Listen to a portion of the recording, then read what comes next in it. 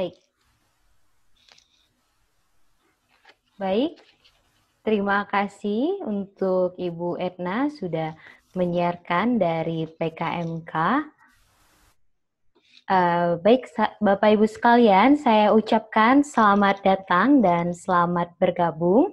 Assalamualaikum warahmatullahi wabarakatuh. Selamat pagi Bapak Ibu sekalian. Kita berjumpa lagi di Forum Strategi Advokasi Kebijakan JKN.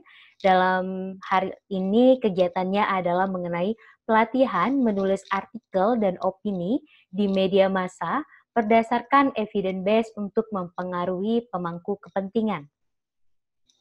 Ya, sebagaimana telah diketahui bahwa kegiatan ini terdiri atas 2 hari, ya hari pertama itu pada hari Selasa minggu lalu, tanggal 15 Desember, lalu hari kedua ini kita akan melakukan finalisasi. Jadi saya coba tampilkan lagi untuk kegiatan minggu lalu. Ya, di sini Bapak Ibu dapat mengakses link materi maupun video minggu lalu. Jadi bagi Bapak Ibu yang pada hari ini bergabung tetapi minggu lalu tidak dapat bergabung, Bapak Ibu dapat mengakses link ini. Dan link ini juga sudah saya kirimkan melalui WA Bapak dan Ibu sekalian ataupun email dari Bapak Ibu sekalian.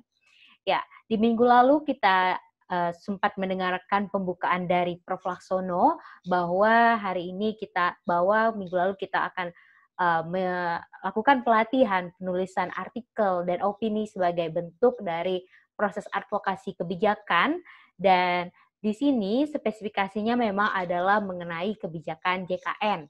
Sebagaimana Bapak dan Ibu di sini kami undang karena telah mengisi form ataupun Google Form mengenai untuk koalisi ataupun mendukung dari perbaikan kebijakan JKN itu.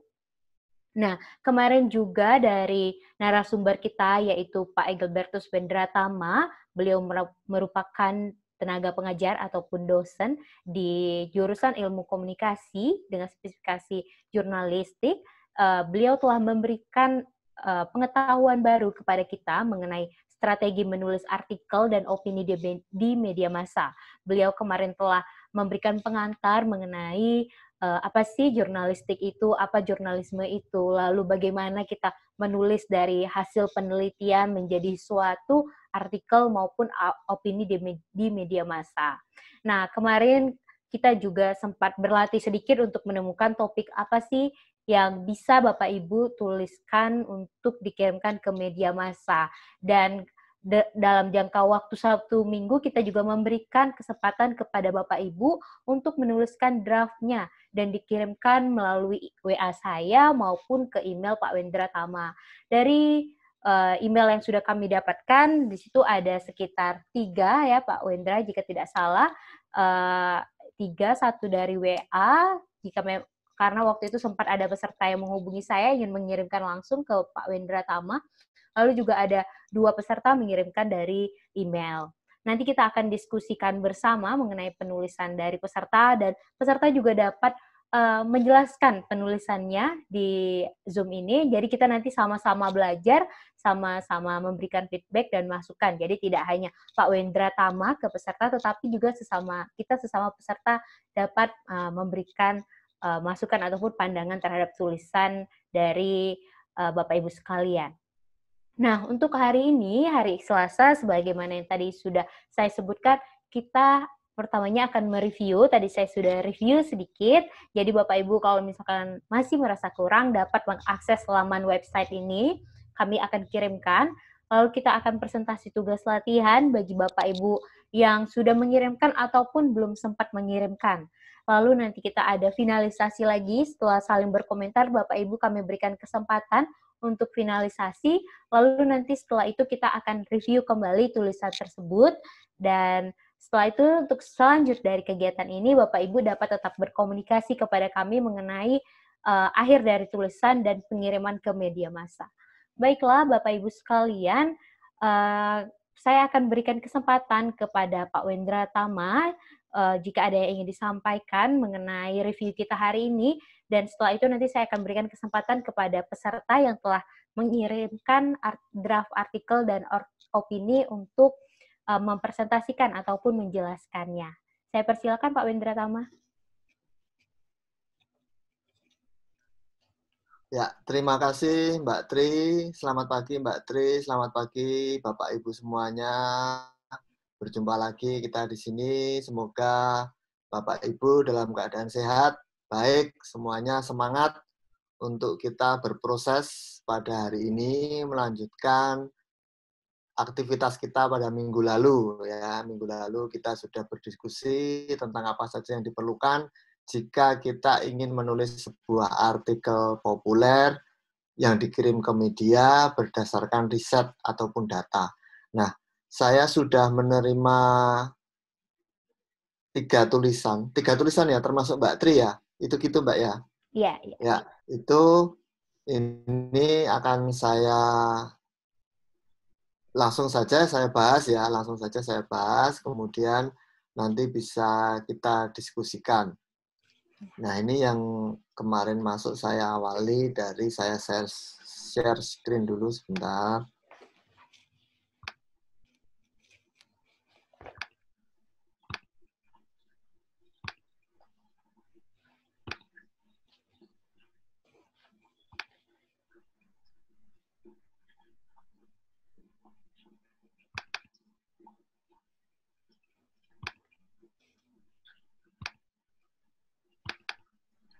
Nah, ini dari artikelnya Mbak Gebi. Itu kemarin juga sudah disampaikan oleh Mbak Gebi di minggu lalu tentang idenya ingin menulis, memberikan usulan tentang potensi segmen pekerja penerima upah atau PPU dalam rangka menutup defisit JKN. Nah, ini yang biru ini dari saya, ini jangan dibaca dulu ini nanti. Jadi yang kita baca adalah ini judulnya potensi segmen penerima upah dalam menutup defisit JKN. Kemudian ini yang ditulis oleh Mbak Gebi memulainya bahwa ini yang saya pelajari bahwa segmen kepesertaan pekerja penerima upah masih memiliki potensi untuk membantu mengurangi defisit keuangan program JKN. Melalui apa?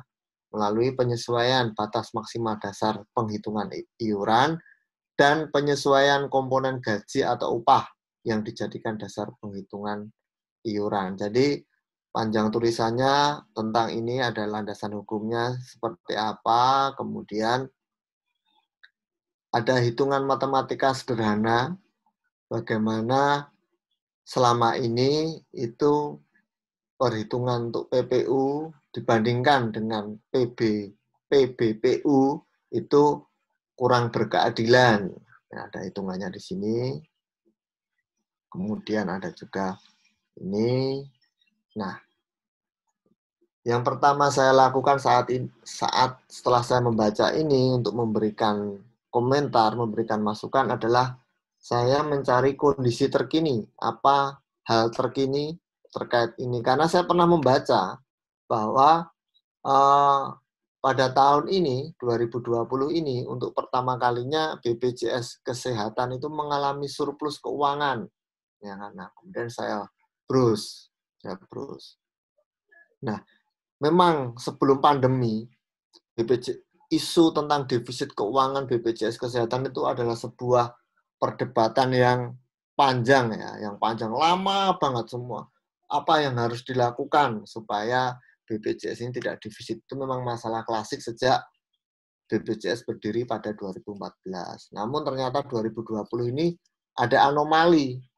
Ada anomali karena dia justru mengalami surplus. Padahal seharusnya banyak orang yang ya diprediksi sakit karena pandemi, tapi ternyata banyak orang yang tidak mengklaim ke rumah sakit. Nah, ini ada apa? Ada apa? Itu ada berbagai teori. Ada berbagai teori bahwa ternyata kemanfaatannya itu tidak sesuai dengan kebutuhan, seperti itu ada, tapi itu di luar fokus ini dan itu masih perlu dilakukan riset dan belum ada risetnya tentang itu. Nah, mari kita fokus pada ini yang akan ditulis oleh Mbak Gebi. Nah, kita tentu tidak bisa langsung defisit seperti awal draft ini karena ternyata saat ini kondisi terkini adalah sudah surplus, jadi perlu diberikan bridging, perlu diberikan jembatan dengan kondisi terkini. Nah, itu yang paling penting. Itu yang paling atas, meskipun ini bukan tidak harus dilakukan pertama kali ya, saat menulis tulisan seperti Mbak Gebi ini prosesnya. Jadi Mbak Gebi, idenya saya tentang ini dituliskan terlebih dahulu, baru nanti setelah selesai, oke, ini apa yang saya memberikan jembatan dengan hal terkini. Nah, ini saya tambahkan, ini saya menuliskan. Ini kemarin sudah saya email ke Mbak Gebi. Jadi, untuk pertama kalinya sejak berdiri pada 2014, tahun ini BPJS Kesehatan mengalami surplus keuangan. Ini akibat penurunan rasio klaim yang disebut sebagai berkah pandemi. Ya, ini perlu dikasih tanda kutip karena ya tidak etis kita menyebut pandemi sebagai sebuah berkah, tapi dalam konteks ini menjadi berkah bagi BPJS Kesehatan karena baru dia untuk pertama kalinya mengalami surplus keuangan.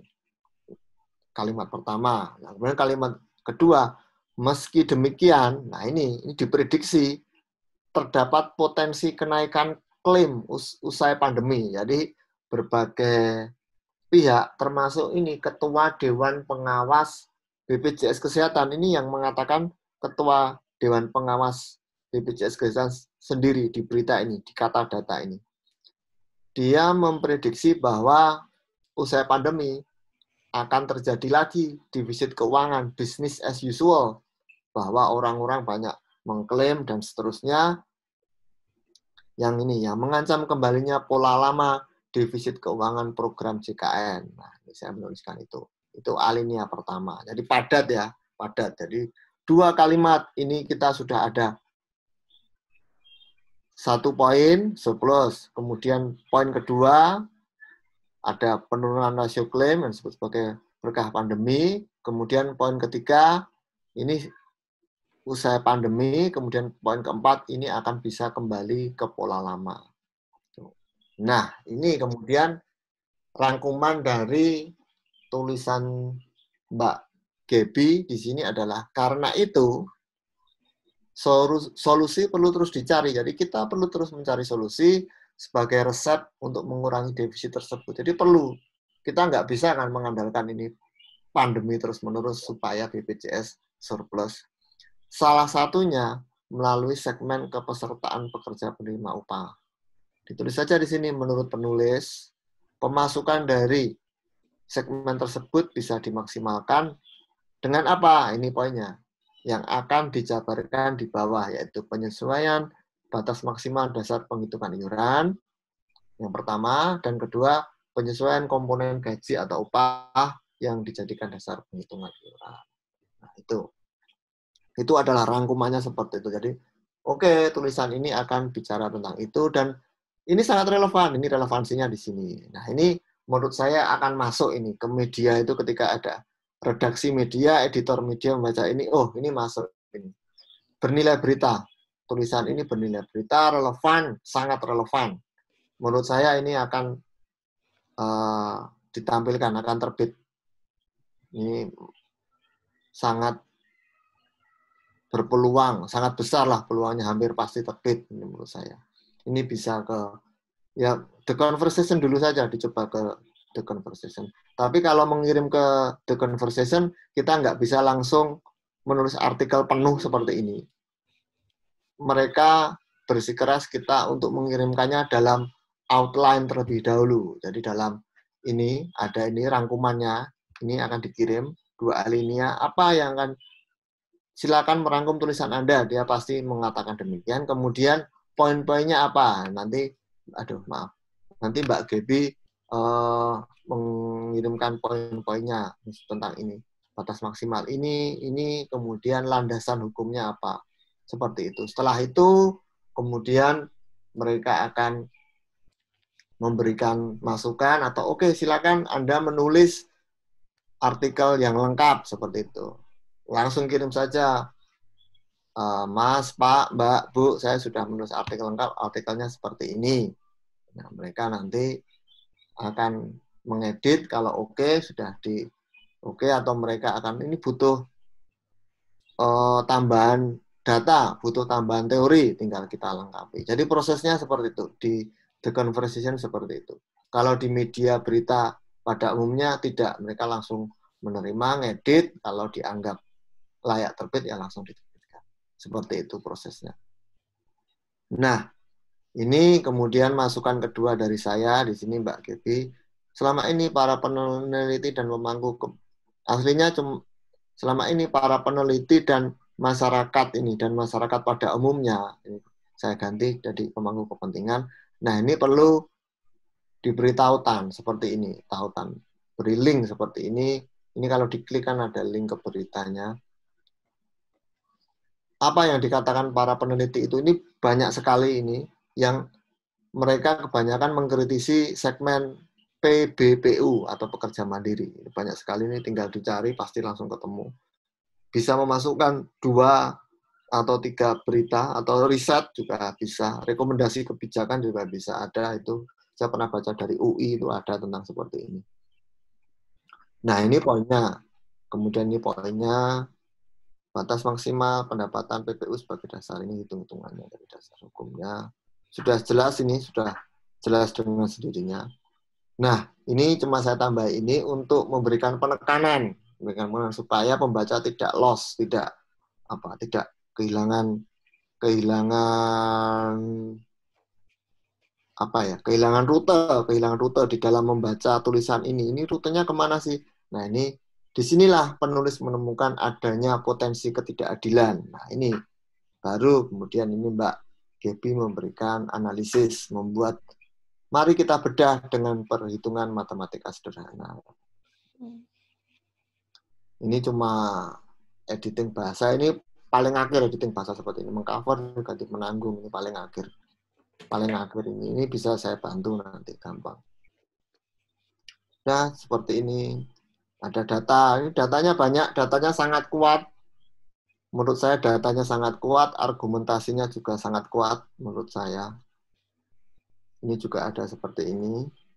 Nanti kalau ke The Conversation mereka pasti akan minta grafik, tabel yang resolusinya lebih tinggi. Nanti bikin sendiri gampang, bisa pakai Canva itu mudah, atau pakai Piktochart, atau pakai Google Chart juga bisa, gampang sekali. Saya yakin Bapak Ibu di sini sudah bisa. Ini ada undang-undang.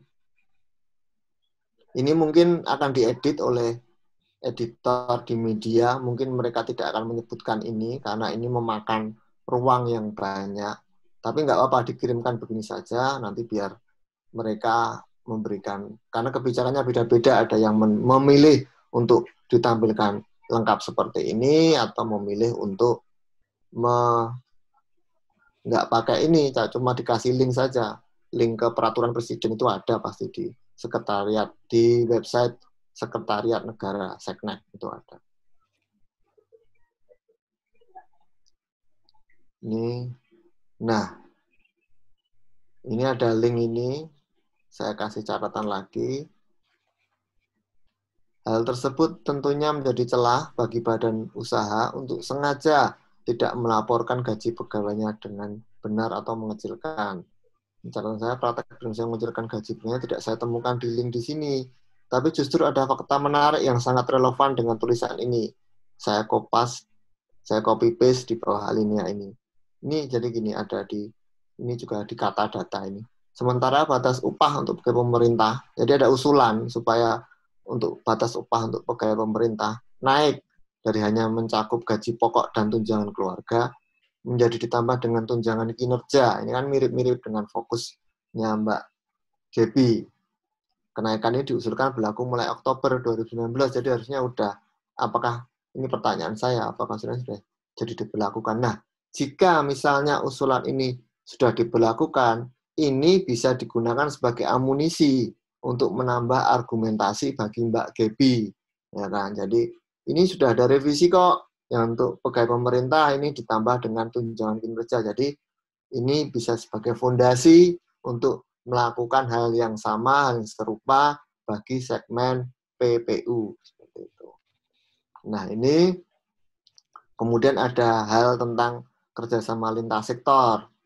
Nah, ini menurut saya yang kuning ini di luar fokus tulisan, karena tulisan kan ingin menyoroti segmen PPU. Usulan saya ini dihapus saja, karena ini di luar fokus sebenarnya. Bisa diganti dengan elaborasi fokus, yaitu data atau komentar apapun tentang segmen PPU yang terkait langsung dengan PPU. Misalnya ini tadi yang tentang usulan tentang pegawai pemerintah ini masuk ini dielaborasi sebagai sebuah fondasi, atau juga hal lain tentang segmen PPU, misalnya data berapa sih sebenarnya jumlah PPU ini, persentasenya berapa, ya kan?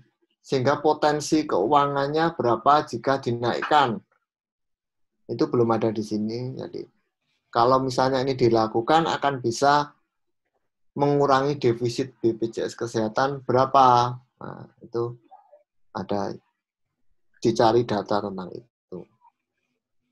Nah, kemudian penutup, ini seperti kemarin di presentasi saya di minggu lalu itu, kalau bisa penutup itu kembali lagi ke lead, kembali lagi ke awal. Jadi tulisan yang ideal itu membentuk full circle. Jadi awalnya ngomongin apa, kemudian diuraikan gini, kemudian penutup. Nah, penutupnya itu kembali lagi ke awal tadi. Jadi dengan demikian, defisit keuangan BPJS Kesehatan bisa diobati dengan resep yang relatif permanen, bukan sekedar menunggu kejadian luar biasa seperti berkah pandemi ini. Jadi dia kembali lagi. Ini tulisan yang sempurna menurut saya. Jadi dia bisa kembali lagi ke sini, enak dibaca. Oh iya, orang ingat lagi, oh di awal itu perjalanan kita dari sana, kemudian akhirnya seperti ini, kita kembali lagi ke sini, enak dibaca. Nah, itu dari saya untuk Mbak Gebi. Tulisannya sudah bagus,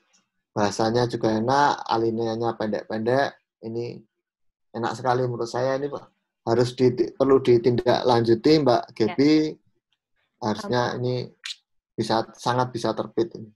Ya, Terima kasih. Kalau ada pertanyaan atau komentar, ya, silakan. terima kasih Pak Wendra Tama. Mungkin dari Mbak Gebi, apakah ada yang ingin disampaikan? Mohon bantuan untuk diklik mikrofonnya. Ya, terima kasih atas masukannya. Ya, ini baru coba-coba menulis, dan ya saya senang kalau dikasih masukan seperti ini. Terus terkait dengan yang berita bahwa apakah kenaikan pembayaran iuran BPJS yang sudah bersama tunjangan kinerja itu sudah diberlakukan atau belum? Kalau sepengetahuan saya, pada akhirnya yang diberlakukan memang pada yang pekerja penerima upah yang pegawai negeri. Tapi kalau untuk yang badan usaha seperti BUMN maupun swasta itu mereka tetap masih menggunakan komponen hanya gaji pokok dan tunjangan tetapnya begitu. Kemudian maaf, itu memang yang terkait dengan mengecilkan, kan ada yang badan usaha sengaja untuk mengecilkan gaji pokok dan tunjangan tetap guna menghemat pembayaran iuran JKN-nya. Nah, maaf, itu memang opini, karena yang saya lihat di lapangan. Jadi, tapi saya mencari risetnya itu belum ada gitu. Jadi, kan saya sempat kerja 1,5 tahun di BPJS ya Pak. Jadinya saya ngelihat memang sengaja mereka itu cukup membuat seperti gaji pokoknya di dalam data mereka itu dibikin supaya yang penting lolos ketentuan masuk kelas 2 ataupun kelas 1. Nah, tapi itu saya tidak bisa menemukan penelitian tentang itu, dan sebenarnya mereka juga tidak salah. Karena secara dokumen di perusahaan mereka ya memang dibuat seperti itu, baru nanti tunjangan-tunjangan lainnya yang mereka tinggikan kayak gitu sih, Pak. Terima kasih. Oh iya, kalau itu nggak apa-apa, Mbak. Nggak apa-apa, karena ini kan sebuah kemungkinan kan, menjadi celah. Jadi Mbak Gebi membuat pernyataan bahwa ada celah untuk itu, tapi nggak usah dikasih link saja, nggak usah. Jadi link tentang ini dikasih ke tempat lain atau dihapus saja. Jadi ini cuma kalimat biasa aja, nggak perlu ada tautan, nggak perlu ada sumber. Ini cuma opini penulis bahwa ini ada celah yang seperti itu. Begitu dari saya. Baik Pak, terima kasih Pak. Sama-sama. Ada yang lain dari teman-teman yang lain? Silakan. Ya. Terima kasih Mbak Gebi. Baiklah Bapak Ibu sekalian, apakah ada yang ingin ditanyakan sebelum kita beranjak ke hasil tugas peserta yang selanjutnya ya Pak Wendra? Ya. Ya. Halo. Ya, silakan Pak Agus. Terima kasih, selamat pagi, salam sehat. Ibu, bolehkah, Mbak Gebi, bolehkah saya dikirimi konsep yang bagus ini untuk saya baca secara penuh? Bukan untuk nyontek, tapi untuk mempelajari pointer-pointer yang telah Mbak Gebi lakukan sesuai dengan teori minggu lalu. Sekian, terima kasih. Ya, baik, terima kasih Pak Agus. Jadi mungkin Mbak Gebi, bisa nanti jika Mbak Gebi bersedia dapat mengirimkan agar Pak Agus dapat mempelajari pola penulisan dari Mbak Gebi seperti itu. Ya, Mbak Gebi, apakah ada tanggapan atau yang ingin sampaikan tadi? Boleh, ini saya kirim ke chat ya yang sudah dikoreksi sama Pak Engelbertus, tapi saya belum sempat untuk merevisi lagi karena lagi banyak tugas. Apa-apa, terima kasih Mbak Gebi. Ya, mungkin gini Mbak Gebi, yang dimaksud Pak Agus kalau yang saya tangkap itu mungkin outline dulu sebelum jadi artikel ini seperti apa, gitu kan Pak Agus? Poin-poinnya seperti apa gitu. Ya Pak Wendra, jadi mau belajari yang Bapak berikan teori-teori pointer itu yang penting ini. Nah itu yang saya tadi setelah dikoreksi saya baru ngeh, oh demikian toh maksud teorinya. Nah, tapi untuk lebih mendalami lagi saya kan perlu membaca secara keseluruhan draft itu loh. Nah, terima kasih. Ya. Betul. Ini Mbak Gebi outline awal. Jadi outline awalnya Mbak Gebi itu apa gitu. Ya, baik. Nanti Mbak Gebi dapat bisa mengirimkan di chat ke Pak Agus Wijaja maupun ke peserta lainnya untuk outline-nya. Dari Bapak Ibu yang lain, apakah ada yang ingin ditanyakan mengenai penulisan artikel dan opini ini, atau masih ada hal yang dibingungkan pada minggu lalu dan pertanyaannya masih disimpan? Kami persilakan. Baik, jika tidak ada, mungkin kita bisa lanjut Pak Wendra Tama. Oh ya, baik. Sekarang saya lanjutkan ke tulisan dari Pak Cucu ya.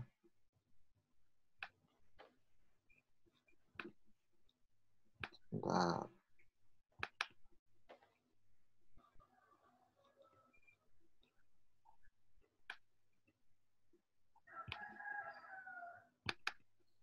Nah, ini sudah tampil ya?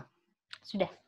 Nah, dari Pak Cucu ini beliau beberapa hari yang lalu itu telepon saya, kemudian kita ngobrol lama, menceritakan tentang ini temuan di lapangan yang dialami oleh Pak Cucu, dan sebenarnya ini kegelisahan banyak orang. Jadi bahwa banyak orang, ya kita semua tahu bahwa pelayanan kesehatan yang diberikan oleh Vaskes itu terhadap pasien BPJS itu agak diskriminatif ya kalau dibandingkan dengan pasien pribadi ataupun yang asuransi swasta. Itu saya juga melihat misalnya di sini di rumah sakit itu beda lah itu cara memperlakukannya. Tapi saya selama ini menganggapnya sebagai taken for granted karena saya merasa ya karena orangnya yang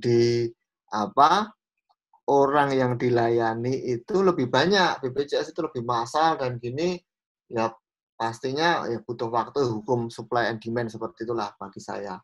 Namun ternyata diceritakan oleh Pak Cucuk lewat telepon itu akibatnya bisa fatal bagi pasien-pasien yang berpotensi fatal gitu. Kalau cuma ringan itu mungkin potensinya cuma ya kita membuang waktu lama seperti itu. Nah, itu diceritakan oleh Pak Cucuk, seorang ibu di Karanganyar, itu akhirnya beliau meninggal dunia. Nah, Pak Cucuk tahu benar karena Pak Cucuk membimbing ibu itu dalam, oh ini langkahnya ke sini, ini langkahnya ke Vaskes sini, rujukan ke sini. Tapi ternyata pelayanan yang diberikan oleh tenaga kesehatan di sana, termasuk di rumah sakit rujukan itu tidak memadai, bahkan jauh dari memadai, tidak sesuai standar, tidak sesuai dengan aturan yang berlaku, sehingga ya ibu itu dirugikan dan keluarganya. Dan saat itu saya berpesan ke Pak Cucuk, tolong dicari berita-berita yang menunjukkan kasus serupa. Itu ada banyak, saya sering membaca seperti itu, dan ini sudah ditambahkan oleh Pak Cucuk di sini. Jadi ceritanya tentang pelayanan yang di bawah standar lah, bahwa ini pelayanannya tidak berkualitas, tentang ini akibatnya bisa fatal. Padahal menurut konstitusi kita, menurut Undang-Undang Dasar 45 pasal 28H itu setiap warga Indonesia itu berhak mendapatkan layanan kesehatan yang berkualitas.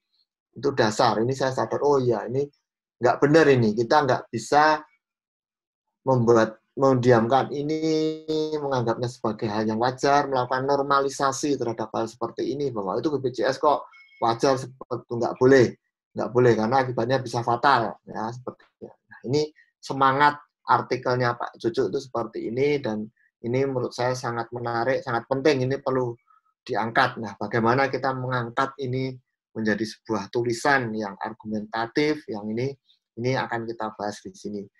Ini dikirim Pak Cucuk tadi malam, saya langsung baca, kemudian ini yang biru ini dari saya, jadi langsung saja ini rangkumannya, jadi lead ini ada 2 kalimat. Pelayanan kesehatan yang berkualitas adalah hak warga Indonesia yang wajib disediakan oleh pemerintah, sebagaimana amanat pasal 28H Undang-Undang Dasar 1945. Dan poin kedua, langsung, meski demikian, banyak kasus menunjukkan layanan yang diberikan pemerintah melalui BPJS Kesehatan masih sering dikeluhkan oleh warga, terutama warga miskin. Nah, itu. Jadi sifatnya agak berbeda dengan Mbak Gebi. Kalau Mbak Gebi tadi langsung fokus tentang ini segmen PPU, hal yang cenderung agak teknis ya, cenderung teknis. Sementara artikel Pak Cucuk ini sifatnya mendasar, menurut saya agak filosofis. Ini bagaimana, apa ini hal yang mendasar, jadi lebih umum, ini tantangannya berbeda, lebih menantang. Bagaimana ini? Nah, ini Pak Cucuk mengawali dengan riset tentang bahwa sulitnya akses pelayanan terutama bagi warga miskin. Ini ada riset ini tahun 2018. Nah, kemudian yang alinea berikutnya ini kisah yang diceritakan oleh Pak Cucuk kepada saya. Jadi Ibu S ini berkonsultasi kepada Pak Cucuk, langsung beliau di Karanganyar, kemudian Pak Cucuk membimbing. Nah, ini bisa disebut sumbernya, catatan dari saya. Pengalaman langsung penulis bisa diceritakan saja Pak Cucuk ini sumber, karena perlu disebutkan sumbernya dari mana ini. S ini, Ibu S ini. Cerita tentang Ibu S ini sumbernya dari mana. Harus bisa disebutkan.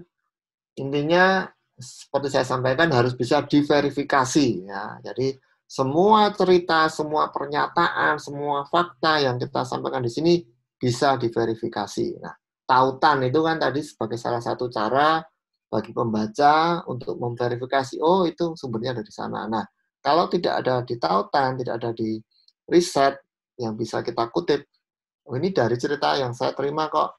Nah, ini dituliskan di sini perlu. Jadi di sini ini sumber yang kredibel, ya kan? Ini dari saya langsung mendengarnya sendiri. Secara tidak langsung seperti itu. Ini ceritanya lumayan panjang, ini nanti bisa saya edit. Ini gampang ini, jadi mengedit tulisan, membuat menjadi alinea lebih pendek, ini dipotong, perlu alinea dipotong, itu gampang. Yang penting adalah kita menemukan tadi nyawanya, kemudian poin-poinnya seperti apa, data pendukungnya seperti apa, rancangannya seperti apa, ini itu yang penting. Nah, ini contoh ilustrasi pelanggaran yang salah, praktek yang salah dari tenaga kesehatan itu tadi adalah alasannya kami tidak berani memberikan rujukan kepada ibu sebab ibu baru pertama kali berkunjung ke sini. Nah, ini kan bukan alasan, ini kan nggak masalah dia baru pertama kali kalau konteksnya, kalau kondisi medisnya itu mendukung bahwa dia perlu dirujuk, ya harus dirujuk. Ya, saya saja yang orang awam sama sekali belum pernah mendapatkan pendidikan kesehatan saja tahu kok bahwa kalau seperti itu ya dirujuk-rujuk, bukan nggak masalah kalau dia baru pertama kali. Nah, ini dialami oleh Ibu S. Seperti ini. Ini panjang ceritanya, ini nanti bisa. Nah, tautan saya masih masukkan seperti ini. Panjang ya ini. Nah, ini yang rekomendasinya ini saya langsung ke sini karena intinya kan rekomendasi ini. Jadi semua tulisan dari awal hingga akhir itu tadi harus mendukung poin rekomendasi kita. Harus ada sebuah satu kesatuan. Nah, ini ada 5 rekomendasi yang disampaikan oleh Pak Cucu. Pertama, meningkatkan kepatuhan gini. Nah, ini perlu supaya ini tidak berhenti menjadi jargon. Nah, ini yang musuh dari jurnalisme. Jadi jurnalisme itu sangat memusuhi jargon. Jadi dia selalu berusaha memberikan contoh nyata, kasus, real world experience. Itu semangat jurnalisme. Jadi dalam bahasa sebagai anekdot, seperti kemarin disampaikan oleh Prof. Laksono, itu anekdotnya apa? Contoh kasusnya apa? Nah, itu tadi sudah ada contoh kasus Ibu S. Nah, ini saat Pak Cucu memberikan rekomendasi, ini perlu diberi seperti ini.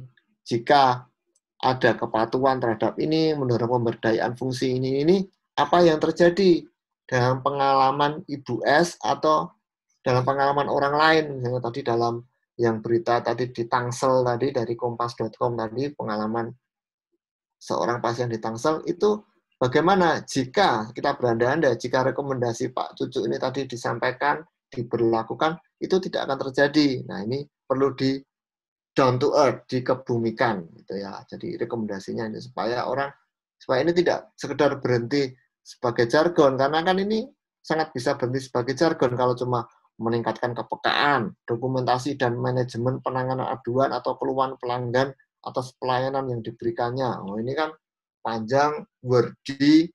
Wah, ini persisnya seperti apa sih ini? Nah, ini perlu dikasih ini. Jadi ini memang panjang, itu nanti kalau rencana saya, ini tadi yang bagian awal itu bisa di-cut, bisa dikurangi, banyak dikurangi. Kita memberikan ruang yang lebih besar untuk elaborasi 5 poin ini. Demikian juga nomor 3, meningkatkan kepedulian para pemangku kepentingan terhadap kualitas. Nah, ini maksudnya apa ini? Kepedulian para pemangku kepentingan. Ini kalau usul saya, sebutkan saja siapa. Jadi pemangku kepentingan itu banyak banget ya. Ada pemerintah, ada juga Kementerian Keuangan, ada Kementerian Kesehatan, ada BPJS Kesehatan, ada Komisi 9 DPR RI.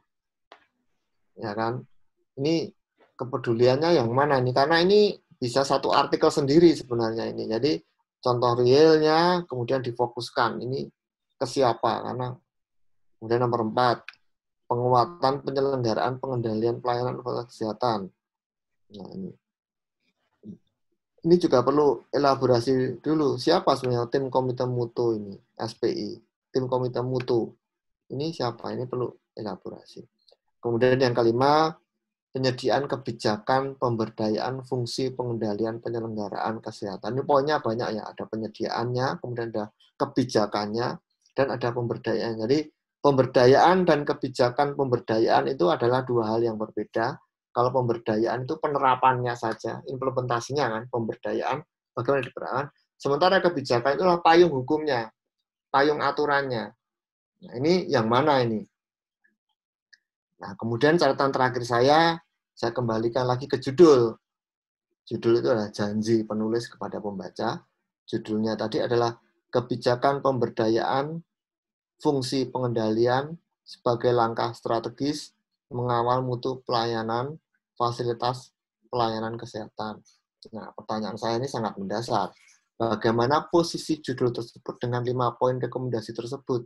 Apakah sudah mencakup? Kalau menurut saya, maaf Pak Cucu, ini belum mencakup. Ini sepertinya hanya mencakup nomor 5 saja ini.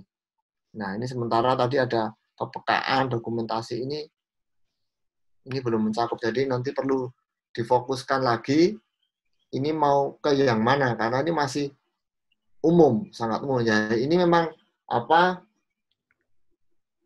kesulitan kita membuat tulisan yang sangat mendasar, yang filosofis, agak filosofis tadi saya menyebutnya seperti itu, karena kita hal yang mendasar, jadi akhirnya ini nyambung ke sana, makanya fokus, kita perlu fokus terlebih dahulu, ya kan? Karena juga tadi saya sampaikan ini kebijakan dan pemberdayaan itu 2 hal yang berbeda. Kebijakan itu undang-undang dan peraturannya.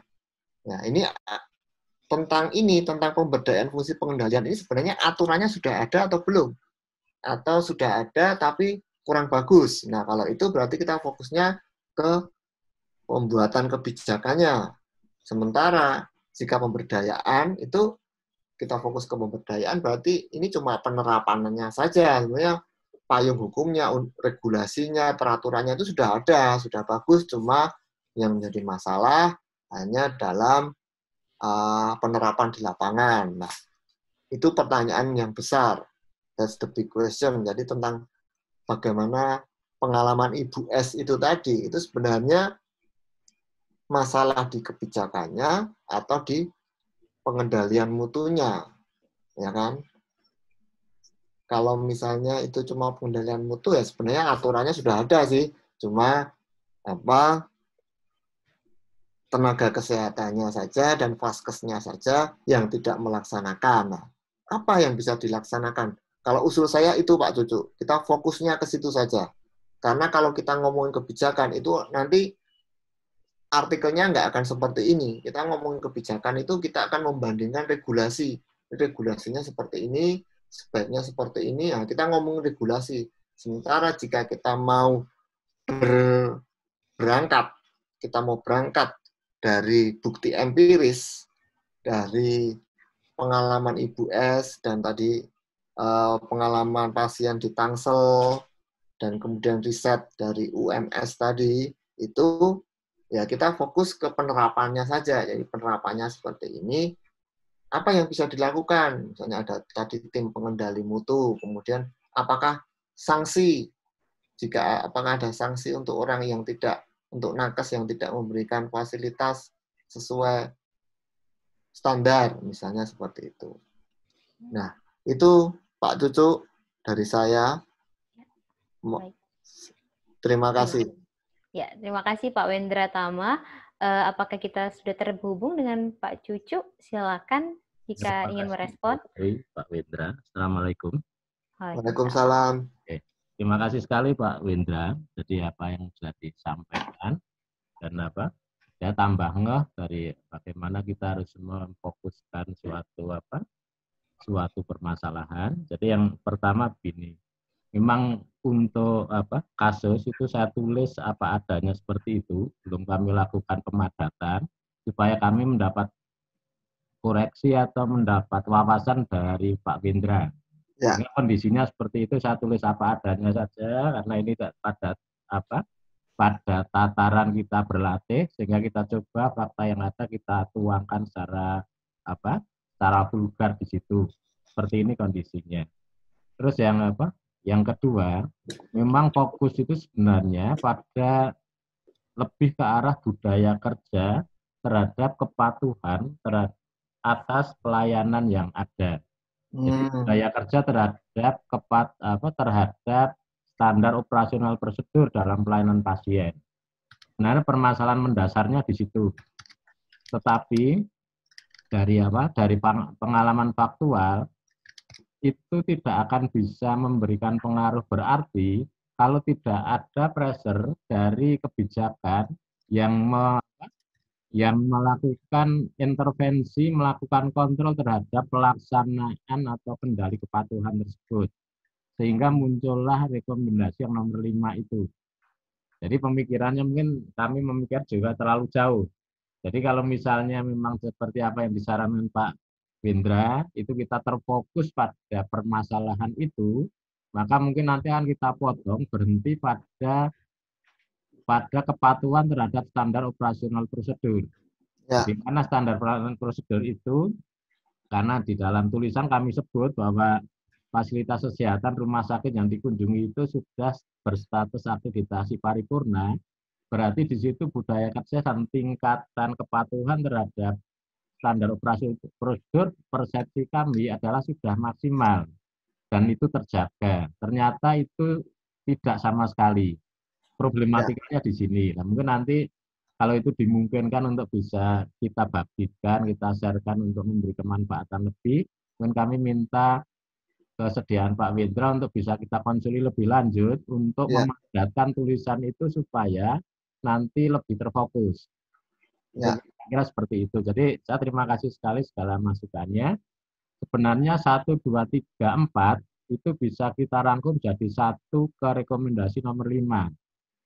Karena rekomendasi nomor 5 itu sebenarnya memang padat. Yang pertama, kita ingin kontrol terhadap fungsi pelayanan di mutu pelayanan di Pasyankes itu. Yang kedua, kita ingin memberikan penguatan terhadap peran kebijakan itu untuk memberikan kontrol juga terhadap kepatuhan Pasyankes melakukan kontrol ke dalam. Itu sebenarnya arahnya ke sana, Pak Windra. Tetapi kalau itu di dalam artikel itu akan lebih baik hanya dipotong pada kasus yang kita ungkap saja, berarti aspek kebijakan itu kita hilangkan, kita delete saja. Jadi ini problematikanya banyak Pasyankes itu selalu berulang melakukan hal yang sama seperti itu karena dia merasa itu tidak ada kontrol dari level di atasnya yang dia punya kewenangan untuk mengendalikan itu dan memberikan sanksi. Itu kira-kira seperti itu pemikirannya Pak Windra. Ya, itu siapa ya? Pak Cucuk yang bisa memberikan sanksi itu siapa Pak Cucuk? Dari pemangku urusan kesehatan daerah, karena dia yang akan memberikan rekomendasi izin. Itu siapa? Dari Dinas Kesehatan? Iya. Jadi Dinas Kesehatan itu sudah ada kebijakan-kebijakan itu, tapi belum implementatif. Jadi kebijakan itu masih sifatnya substantif. Padahal di level daerah itu mestinya akan lebih bermanfaat kalau kebijakannya itu ada uraian aplikasinya. Jadi bagaimana mengawasi, bagaimana sanksi jika terjadi pelanggaran dan lain sebagainya, itu kira-kira seperti itu Pak Win. Ya, ini kalau saya rangkum ini Pak, fokus ini yang di screen ini, budaya kerja kepatuhan terhadap standar. Jadi perlu ada evaluasi atau sanksi dari Dinas Kesehatan daerah. Ini aja Pak, ini rekomendasinya ke sini. Jadi perlu ada dielaborasi. Selama ini dianggap belum bahwa ada pengawasan ya. Ya, merasa tidak ada kepedulian yang sungguh-sungguh dari pemangku urusan kesehatan. Maksudnya Dinas Kesehatan daerah Pak ya? Siapa ini? Pemangku. Kita harus fokus Pak, pemangku. Ya, makanya saya sampaikan dari Dinas Kesehatan itu dianggap belum sungguh-sungguh melakukan pengendalian itu. Ya. Sehingga dia masih akan selalu ada perlakuan berulang. Ya. Ya. Itu saja Pak. Kalau menurut saya nanti ini saya kirimkan, saya email ke Pak Cucuk, kemudian ini nanti tolong ditambahkan saja.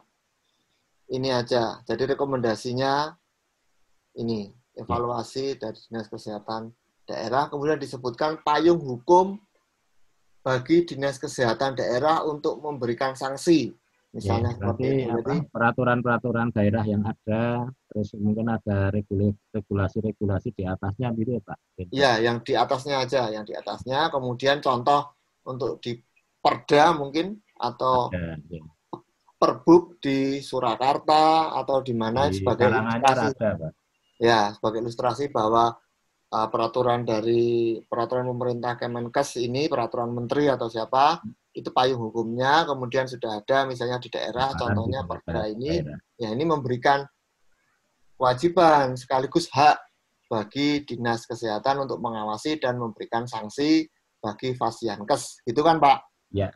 Ya, mantap. Mungkin satu lagi Pak Windra. Ya. Untuk sumber informasi kasus, itu yang sebaiknya ditulis dari kami yang mengumpulkan kasus, mengumpulkan cerita itu, atau kepada sumber penyampai berita atas yang saya sampaikan. Karena yang dari sumber berita itu sebenarnya dari suaminya Bu S itu yang kami rangkum, dan kami kebetulan di situ juga memandu untuk menjalankan prosedur yang sudah ditetapkan dalam kebijakan pelayanan dari BPJS. Ya, disebutkan saja Pak, bahwa Pak Cucuk, penulis mendengar ini dari suami Nah ya itu kita sebut itu saja ya. Ya, Ya, disebutkan oke. begitu aja. Sebutkan itu, kemudian tambah usianya, Ibu S itu usianya berapa. Ya, oke. Ya, ya. Ya. Mantap Pak Cucu, luar biasa. Terima kasih Pak Ini Hendra. sangat menginspirasi saya, ini kisahnya membuka mata saya bahwa ini nggak bisa take it for granted, ini nggak bisa karena akibatnya bisa fatal ya ternyata. Ya, jadi resiko-resiko sudah kami masukkan di situ sekali. Ya, mantap. Ini saya emailkan ke Pak Cucu nanti. Terima kasih Pak Hendra. Baik. Mungkin ada masukan dari rekan-rekan lain. Ya, baik. Terima kasih Pak Cucu. Kami persilahkan jika Bapak Ibu sekalian ada yang ingin disampaikan untuk draft tulisan yang sudah Pak Cucu coba kerjakan untuk tugas kita. Kami persilahkan. Mungkin ada yang ingin ditambahkan agar memperkaya tulisan Pak Cucu tadi. Ya. Bisa langsung klik mikrofonnya untuk unmute. Ya, oke. Baiklah, sepertinya belum ada Pak Cucu. Nanti Ya, kita sambil berjalan saja. Ya, baik. Terima kasih Pak Cucu dan Pak Wendra. Baiklah Pak Wendra Tama, apakah masih ada satu tulisan yang ingin kita diskusikan bersama? Ini yang kirimannya Mbak Tri itu. Oh ya, baik. Boleh Pak.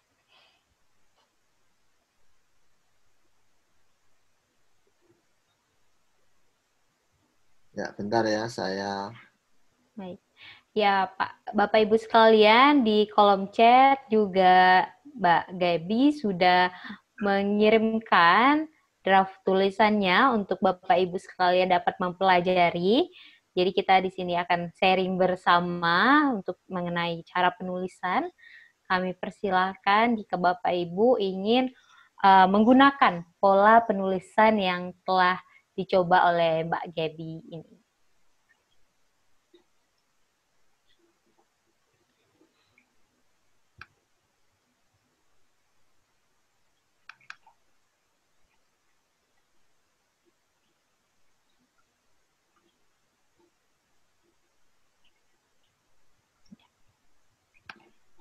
Bentar, ini kok susah ya mau share. Oke.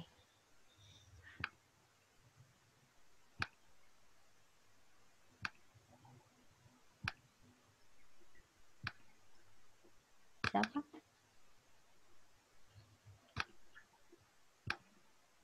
Nah, ini. Oke. Ya. Sudah. Ya, sudah ya. Ya. Jadi ini kok nggak ada nama penulisnya. Oh, ini kemarin saya membuat lembar baru ya, Mbak Tri ya.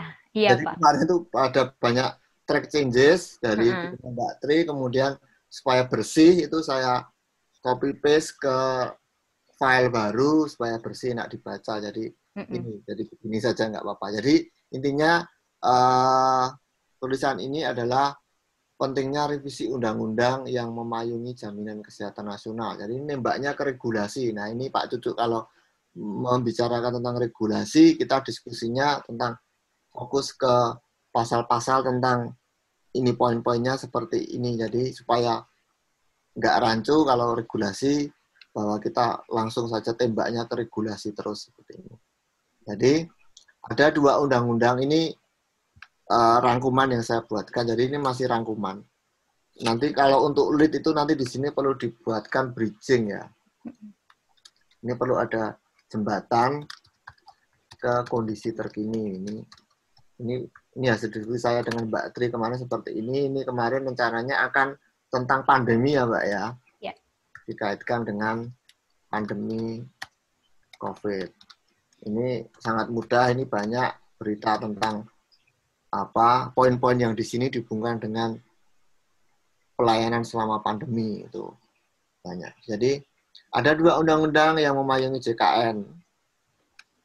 Itu yang memuat sejumlah pasal yang membuat pelaksanaan JKN itu tidak adil, tidak akuntabel, dan tidak transparan. Jadi ada 3 poin utama yang ingin dibahas, diuraikan oleh artikel ini.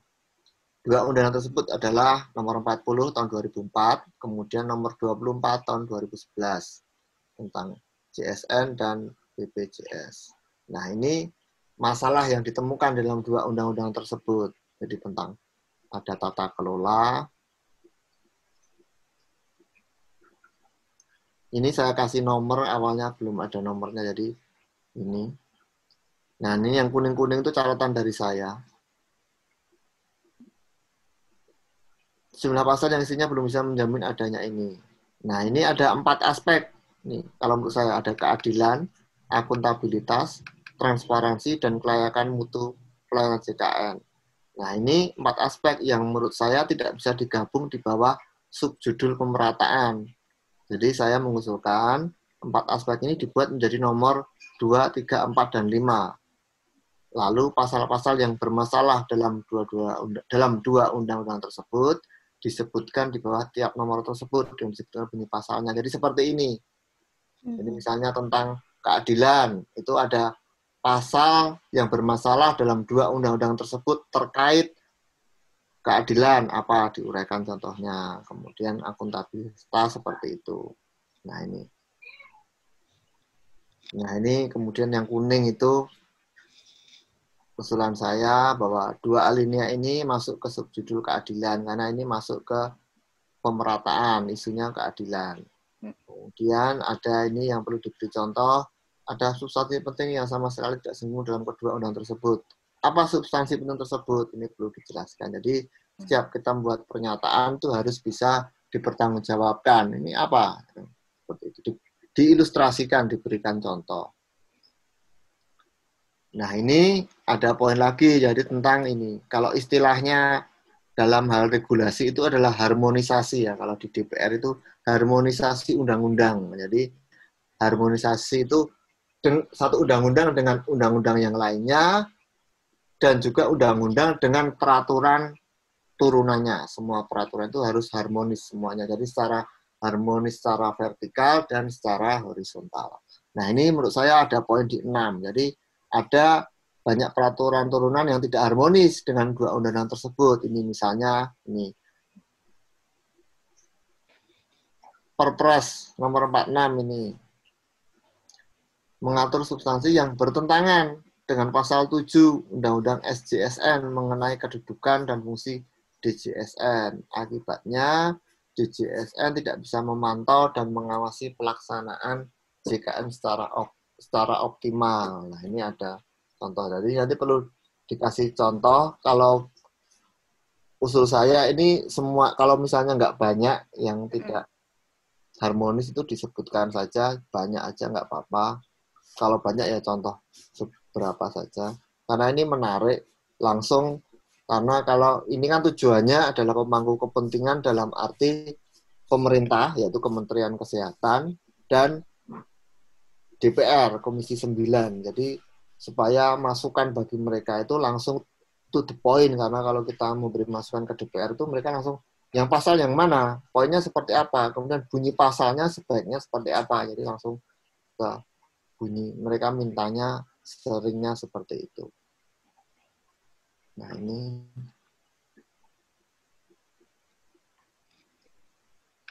ini penutupnya seperti itu.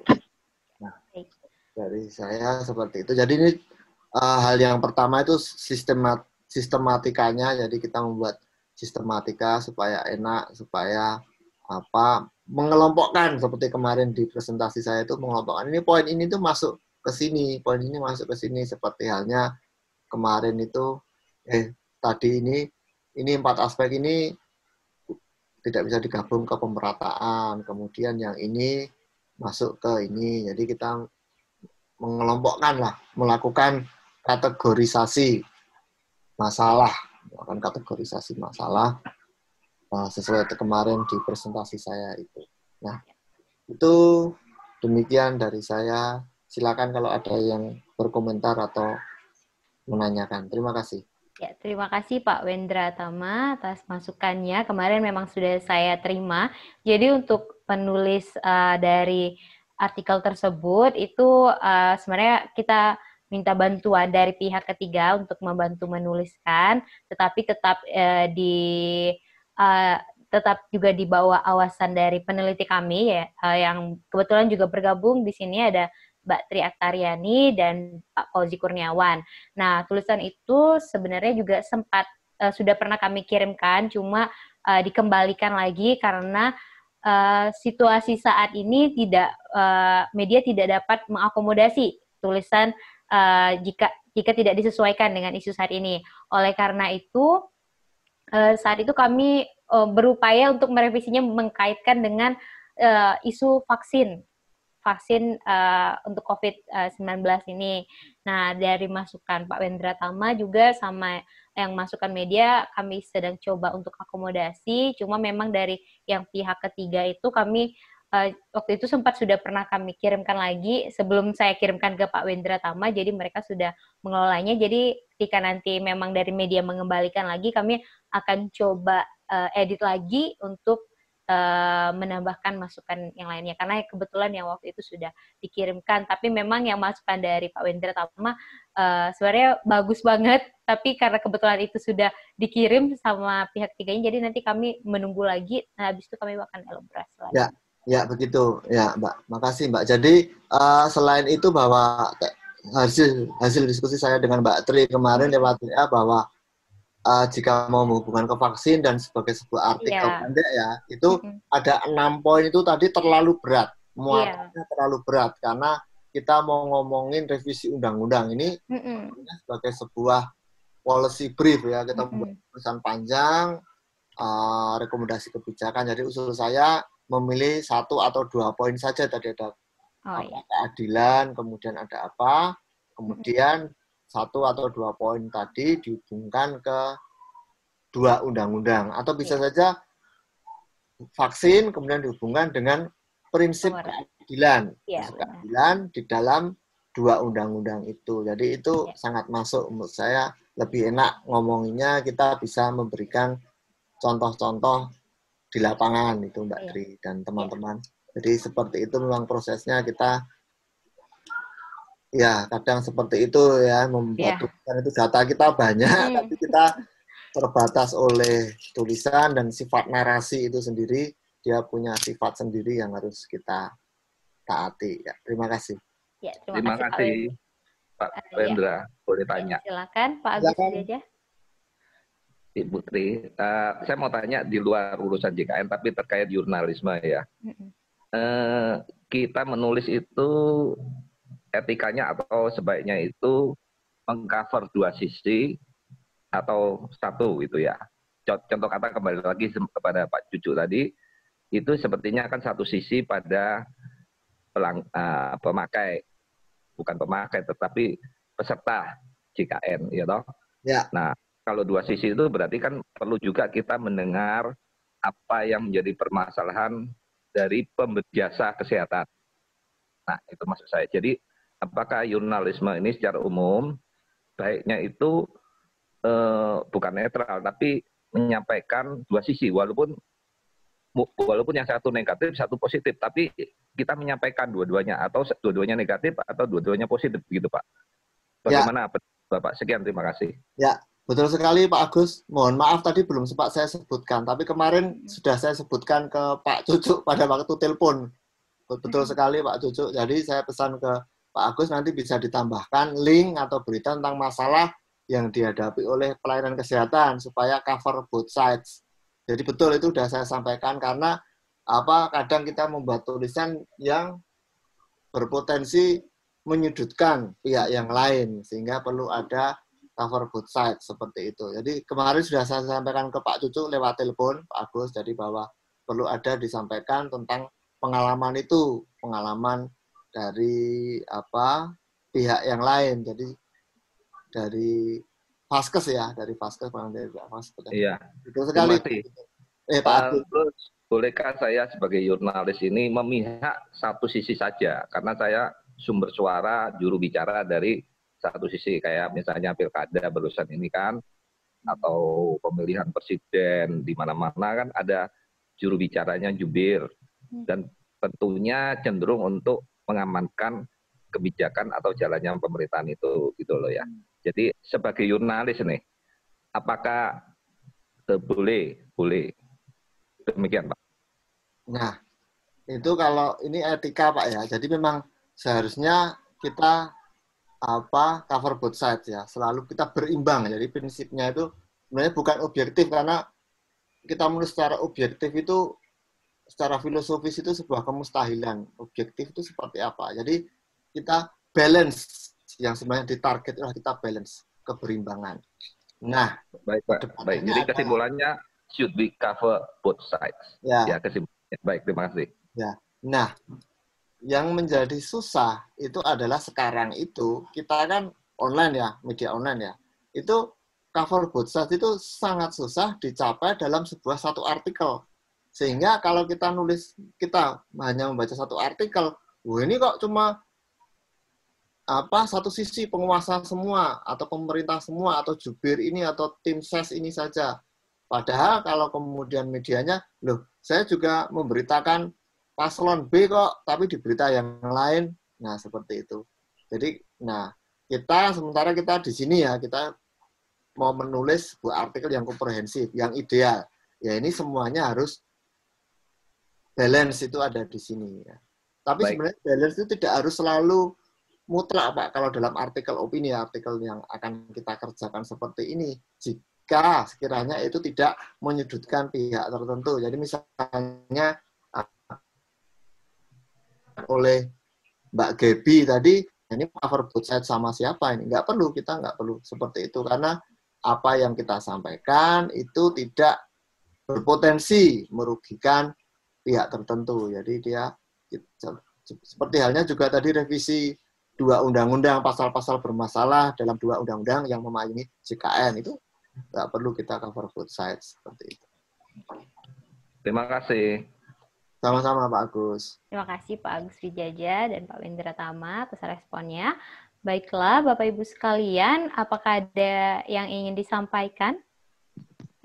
Halo. Ya, silakan Mbak Tari. Ya, terima kasih Mbak Tri dan terima kasih Pak Wendra atas masukannya. Pak, ini saya ingin bertanya. Jadi kalau misalnya yang tadi tulisan terakhir yang dibahas oleh Pak Wendra itu kan betul ya Pak ya. Kalau ide penulisannya cukup berat. Nah, rencananya itu akan kami bagi 2 Pak. 1 untuk tata kelola, 1 untuk pemerataan. Nah, yang ingin saya tanyakan terkait tata kelola, apabila kita ingin mengaitkan dengan isu yang saat ini relevan itu kan mengenai fungsi dari BPJS sebagai verifikasi klaim atau vaksin saat pandemi COVID ini. Nah, ide pokoknya itu gini Pak, kalau misalnya dilihat di regulasi undang-undangnya, itunya kan sebenarnya belum mengatur fungsi dan peran BPJS dalam pandemi ini gitu Pak. Jadi kalau misalnya dilihat dari analisisnya, belum ada aturan kalau misalnya yang mengurusi klaim dan administrasi terkait vaksin dan klaim COVID ini adalah BPJS. Nah, bagaimanakah untuk menuliskan itu supaya bisa dipahami secara praktis gitu Pak untuk para konsumsi dari tulisan ini? Ya, sangat menarik Mbak Tari. Jadi contoh adalah seperti tadi saya contohkan dengan Mbak Gaby dan juga Pak Cucuk, bahwa kita perlu selalu memberikan ilustrasi bukti nyata supaya down to earth. Nah, kalau tentang itu undang-undangnya nggak ada. Apakah di peraturan di bawahnya sudah ada tentang itu, BPJS dan vaksin itu? Saya tidak tahu. Kalau misalnya ada, karena kadang memang undang-undang itu ya, banyak undang-undang itu memang sangat umum, sehingga aturannya yang cukup detail, yang implementatif itu ada di peraturan pemerintah yang dibuat oleh kementerian, biasanya seperti itu. Kalau misalnya di untuk peraturan di pelaksananya memang ada Pak. Cuman di sini yang ingin saya soroti itu saya ingin kaitkan tuh mengenai bentuk dari BPJS ini gitu Pak. Kan sebenarnya ini berat ya Pak ya kalau misalnya dibawa ke tulisan. Jadi kalau misalnya kita lihat desain dari Undang-Undang SJSN sama Undang-Undang BPJS ini kan sebagai lembaga keuangan dalam hal jaminan kesehatan. Kemudian pertama, kelemahannya itu sebagai badan lembaga, dia tidak diberi kewenangan secara independen untuk menentukan tarif. ini kan kalau misalnya kita lihat dari data, sebenarnya di awal itu BPJS bersama DJSN itu sudah menetapkan tarif yang sesuai dengan hitungan aktuaria atau sesuai dengan jaminan kesehatan yang dijaminkan atau paket manfaat yang diberikan gitu Pak. Tapi karena di sini kental aspek politis, iuran yang selama ini ditetapkan oleh pemerintah itu jumlahnya selalu di bawah hitungan yang sudah dihitung oleh ahli-ahli. Sehingga wajar kalau misalnya setiap 6 tahun ini BPJS selalu defisit. Namun hal demikian kan tidak diketahui oleh publik. Ya. Yang berkembang itu kan asumsi-asumsi banyak pihak gitu, yang sebenarnya juga dapat dibenarkan. Nah, terkait itu sebenarnya saya ingin menarik mengenai desain dari BPJS ini seperti lembaga apa sih Pak seharusnya dia ini. Cuman kan untuk membawanya supaya bisa dikonsumsi publik itu saya masih bingung untuk narasinya gitu Pak. Oh, ya coba ditulis dulu saja Mbak. Karena saya susah membayangkan kira-kira poinnya apa saja yang bisa dibuatkan jembatan. Itu kan maksudnya. Iya, betul. Jembatan dengan kondisi terkini, dengan berita terkini.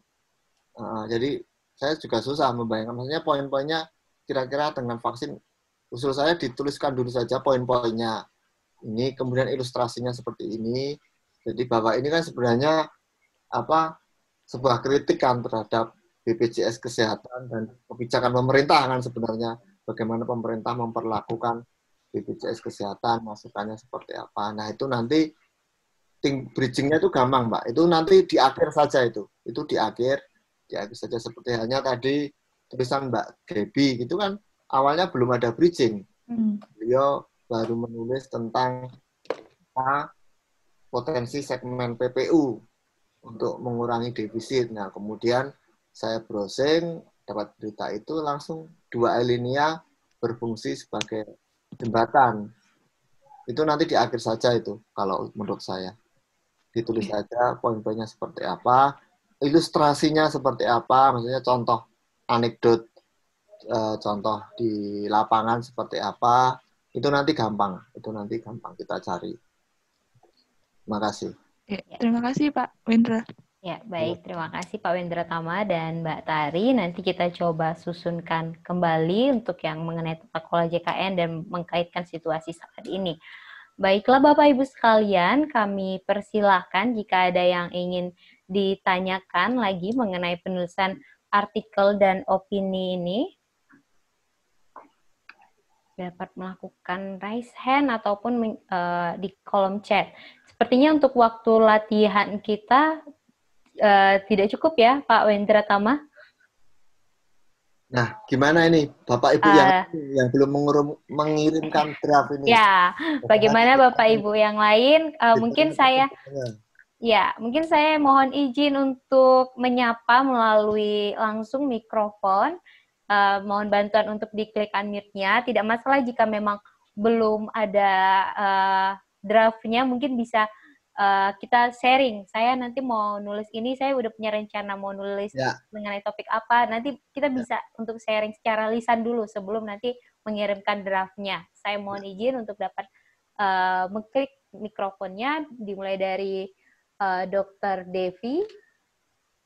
Mohon bantuannya. Halo, selamat siang, Dr. Devi. Dapat mendengar suara saya? Mohon diklik untuk mute-nya. Sepertinya tidak hadir, Dr. Devi. Yang lain mungkin. Dari Ibu Hilm, oke, ini sudah unmute. Halo, selamat siang Ibu Devi. Ya.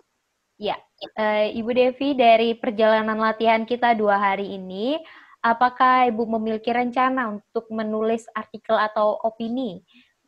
Jika ada mengenai topik apa, mungkin bisa di-sharing ke Pak Wendra. Ya sih sebenarnya, selamat siang dulu Pak Indra, terima kasih atas bimbingannya. Jadi sebenarnya saya sudah di JKN ini sudah mulai 2015 bergelut di JKN ya. Saya di bidang rumah sakit yang notabene memang kerjasama dengan JKN. Cuman saya sih sebenarnya ingin sekali sih mengungkap kesenjangan atau beberapa kali kan kita sering mengadakan dengan BPJS itu masalah gap, adanya gap di antara kita sama rumah sakit terkait tarif. Nah, sebenarnya saya ingin membahas masalah itu sih Pak. Cuman itu tadi, seperti yang dikatakan tadi bahwa mencari bahasa yang enak atau yang bisa dimengerti oleh kalangan umum itu yang kita sebenarnya masih susah gitu. Karena kalau sebenarnya kapan-kapan lalu sih kita sudah pernah istilahnya mengadakan perkumpulan dan perbincangan juga dengan Dinkes juga. Masalah gap itu cuman di kita kendalanya itu tadi menemukan kata atau bahasa yang tepat yang bisa digunakan untuk kalangan umum itu Pak sebenarnya kita susah. Nah kemarin sebenarnya kita juga sudah membuat draft tapi saya belum sempat ngirim. Belum sempat ngirim ya. Coba mungkin dalam beberapa hari nanti kita akan kirim draftnya. Mungkin nanti saya juga pengen butuh bantuan sih sama sharing sekiranya apakah sudah tepat atau belum. Ya, terima kasih Bu Devi. Menurut saya itu gampang saja. Jadi dalam jurnalisme itu ada semboyan, ada aturan bahwa menulislah seperti you write like you talk to your friends. Itu sebenarnya dalam jurnalisme itu seperti itu. Jadi tulislah seperti kita bercerita pada teman kita. Jadi bayangkan Bu Devi sedang bercerita dengan teman Bu Devi, cuma kemudian ini ceritanya nggak langsung, tapi lewat ngetik ya. Seperti ngetik di WA saja. Ngetik di WA, tuliskan seperti itu dulu, lupakan panduan formal, lupakan ini. Jadi ceritakan seperti itu dulu saja, Bu. Jadi ceritakan seperti dengan teman, itu kata yang tepat udah menurut saya mencakup. Itu saja pesan dari saya bagi Bu Devi dan Bapak. Siap. Ya, terima kasih. Ya. Jadi lupakan dulu Bu aturan tata bahasa yang baku dan sebagainya itu nanti. Bahasa itu nanti, editing itu nantilah. Editing itu tulislah seperti Bu Devi cerita. Mungkin kalau saya sering nulis itu sebenarnya mulainya lewat saya tulis di note di HP itu, di notes itu, jadi saya tulis gini. Ya mungkin Bu Devi juga gitu, kadang dapat ide. Ya, betul Pak. Jadi kadang tuh sambil sambil menunggu atau kita sambil berbincang-bincang dengan JKN itu memang saya kadang menulis di note itu poin-poinnya 1, 2 gitu Pak. Oh nanti mau ngomong ini nah. Tapi terkadang itu saya juga sering dikritik karena katanya terlalu pedas untuk mempertanyakannya itu terlalu pedas. Nah itu yang membuat saya jadi pemikiran, oh iya ya, apa memang seperti itu ya, gitu loh. Itu membuat saya jadi, aduh gimana ya, terus sama dibilang, tolong, Dok, kalau ngomong ini ya, jangan terlalu pedas ya. Kita tuh memang, istilahnya guyon, tapi katanya terlalu pedas lah itu, Pak. Saya membuat jadi berpikir, aduh gimana ya, gitu. Jadi bingung katanya kita, Pak. Oh iya. Jangan khawatir Bu, nanti bisa saya bantu untuk edit supaya tidak terlalu pedas. Kasih kecap nanti, santai. Ya, terima kasih Pak, terima kasih. Jadi memang poinnya betul bahwa kita, kalau saya itu sering lewat notes gitu, kemudian ilustrasi sebenarnya yang sering lupa.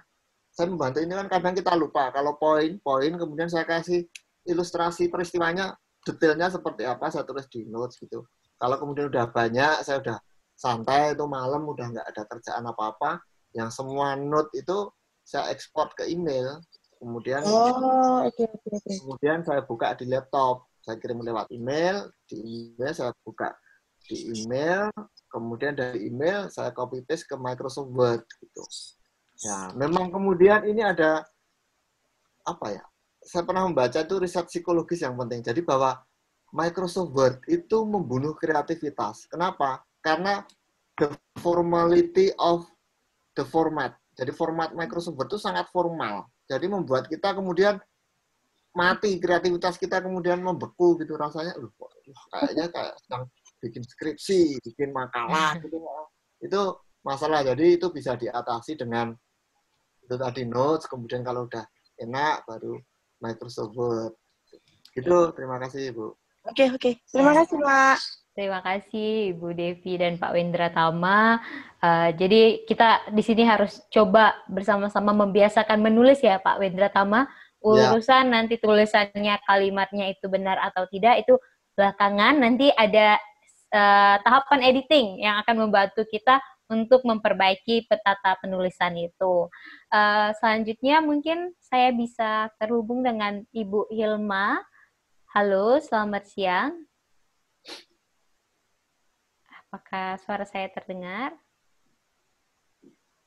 Oke, Ibu Hilma belum dapat terhubung dengan kita. Lalu dengan Pak Indra Utama. Halo, selamat siang Pak Indra Utama. Mohon bantuan untuk mikrofonnya di unmute. Baik, masih mengikuti sepertinya ini. Lalu ada Ibu Juanita dari Oh iya, Pak Indra Utama sudah bergabung. Halo, selamat siang Pak Indra Utama. Pak, dari seperti yang tadi saya sampaikan, kita sudah 2 hari untuk pelatihan ini. Apakah Pak Indra Utama sudah memiliki topik yang akan dibahas khususnya dalam isu JKN ini untuk penulisan artikel dan opini? Oh, belum. Oh, baik. Baik, masih mengikuti dulu ya Pak iramanya? Iya, saya ikutin aja dulu. Oke, baik. Baik Pak Indra Utama, nanti jika memang ada rencana untuk menulis, saya maupun Pak Wendra Tama nanti akan siap membantu jika memang dibutuhkan bantuan, seperti itu. Iya, Bu. Ya, baik. Terima kasih Pak Indra. Sama-sama.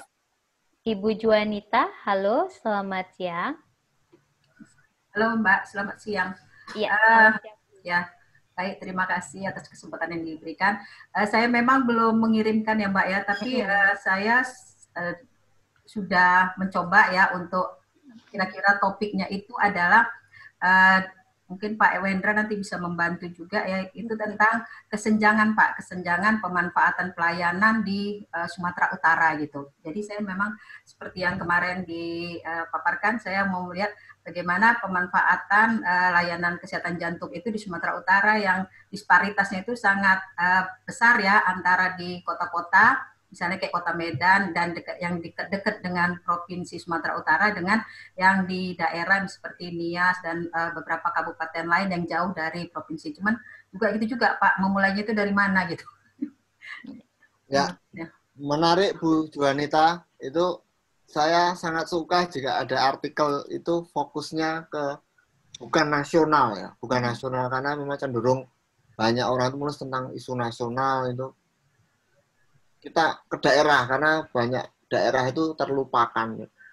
Itu yang pertama. Poin yang kedua saya suka karena itu fokusnya udah jelas dan jarang orang menulis tentang itu. Jadi lebih mudah.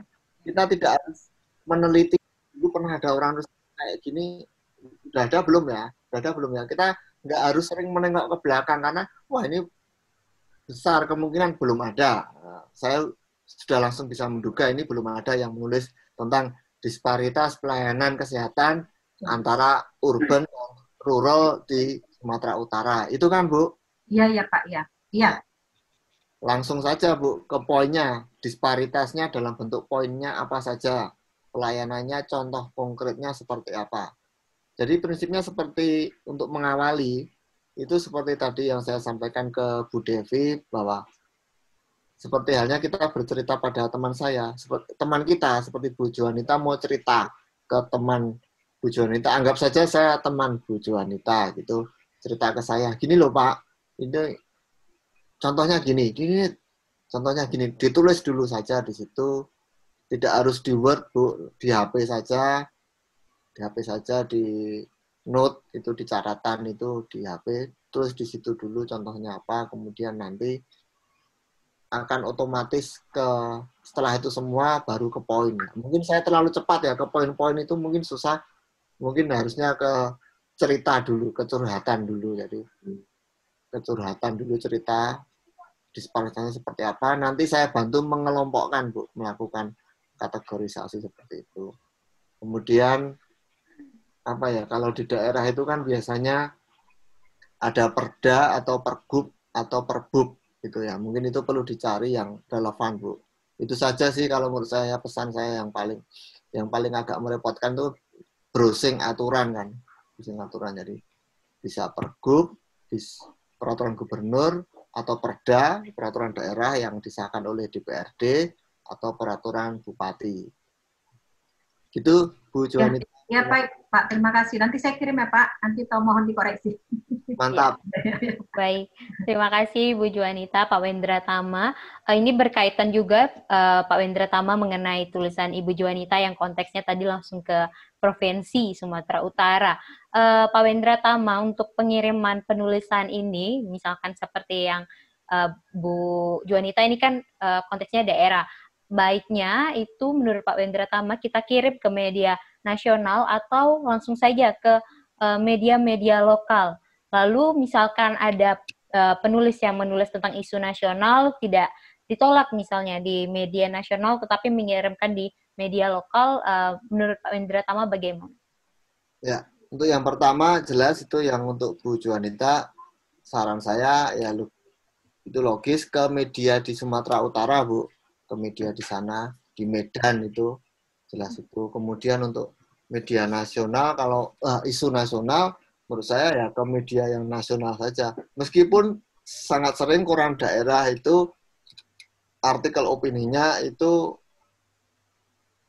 menyoroti isu nasional, seperti di Jogja itu KR, Kedaulatan Rakyat, itu lebih sering kalau menurut saya dia tentang berita nasional, isu nasional daripada isu daerah. Itu bisa saja. Tapi akan lebih afdol kalau menurut saya isu daerah itu juga ke daerah. Baik.